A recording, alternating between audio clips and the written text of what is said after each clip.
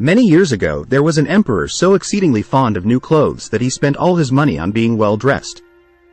He cared nothing about reviewing his soldiers, going to the theater, or going for a ride in his carriage, except to show off his new clothes.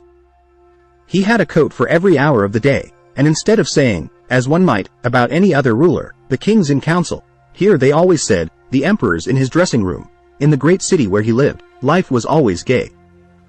Every day many strangers came to town, and among them one day came two swindlers. They let it be known they were weavers, and they said they could weave the most magnificent fabrics imaginable. Not only were their colors and patterns uncommonly fine, but clothes made of this cloth had a wonderful way of becoming invisible to anyone who was unfit for his office, or who was unusually stupid. Those would be just the clothes for me, thought the emperor. If I wore them I would be able to discover which men in my empire are unfit for their posts. And I could tell the wise men from the fools. Yes, I certainly must get some of the stuff woven for me right away. He paid the two swindlers a large sum of money to start work at once. They set up two looms and pretended to weave, though there was nothing on the looms. All the finest silk and the purest old thread which they demanded went into their traveling bags, while they worked the empty looms far into the night. I'd like to know how those weavers are getting on with the cloth, the emperor thought, but he felt slightly uncomfortable when he remembered that those who were unfit for their position would not be able to see the fabric. It couldn't have been that he doubted himself, yet he thought he'd rather send someone else to see how things were going. The whole town knew about the cloth's peculiar power, and all were impatient to find out how stupid their neighbors were. I'll send my honest old minister to the weavers, the emperor decided. He'll be the best one to tell me how the material looks, for he's a sensible man and no one does his duty better.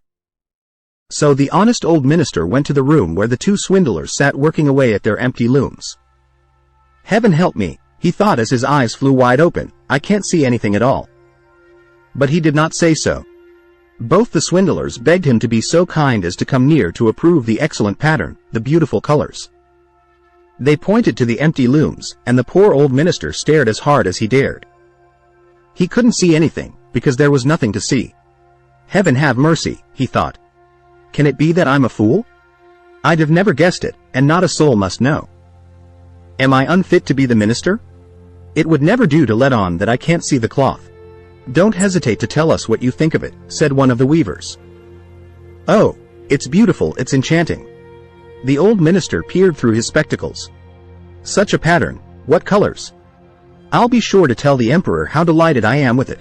We're pleased to hear that, the swindlers said.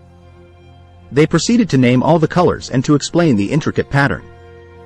The old minister paid the closest attention, so that he could tell it all to the emperor. And so he did. The swindlers at once asked for more money, more silk and gold thread, to get on with the weaving. But it all went into their pockets. Not a thread went into the looms, though they worked at their weaving as hard as ever. The emperor presently sent another trustworthy official to see how the work progressed and how soon it would be ready. The same thing happened to him that had happened to the minister. He looked and he looked, but as there was nothing to see in the looms he couldn't see anything. Isn't it a beautiful piece of goods? The swindlers asked him, as they displayed and described their imaginary pattern. I know I'm not stupid, the man thought, so it must be that I'm unworthy of my good office. That's strange. I mustn't let anyone find it out, though. So he praised the material he did not see. He declared he was delighted with the beautiful colors and the exquisite pattern. To the emperor he said, it held me spellbound. All the town was talking of this splendid cloth, and the emperor wanted to see it for himself while it was still in the looms. Attended by a band of chosen men, among whom were his two old trusted officials, the ones who had been to the weavers, he set out to see the two swindlers. He found them weaving with might and main, but without a thread in their looms. Magnificent, said the two officials already duped. Just look, your majesty, what colors! What a design! They pointed to the empty looms, each supposing that the others could see the stuff. What's this? Thought the emperor.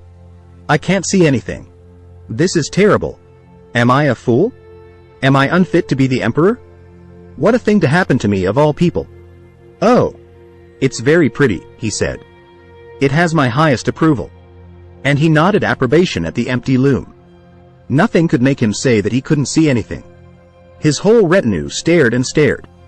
One saw no more than another, but they all joined the emperor in exclaiming, Oh, It's very pretty, and they advised him to wear clothes made of this wonderful cloth especially for the great procession he was soon to lead.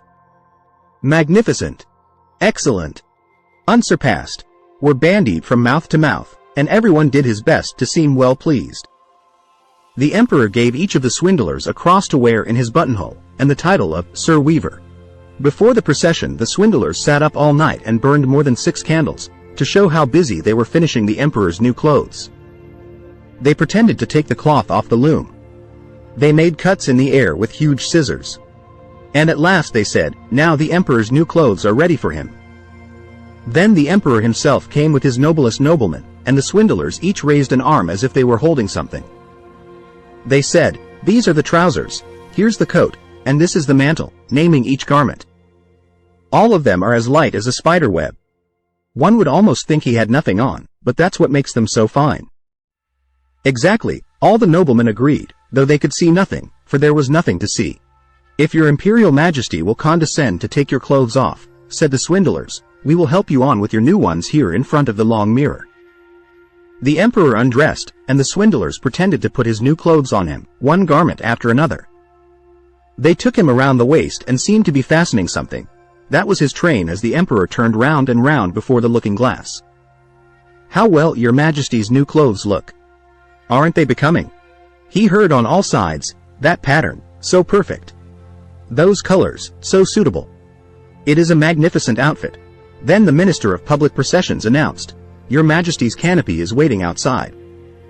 "Well, I'm supposed to be ready," the emperor said, and turned again for one last look in the mirror. "It is a remarkable fit, isn't it?" He seemed to regard his costume with the greatest interest.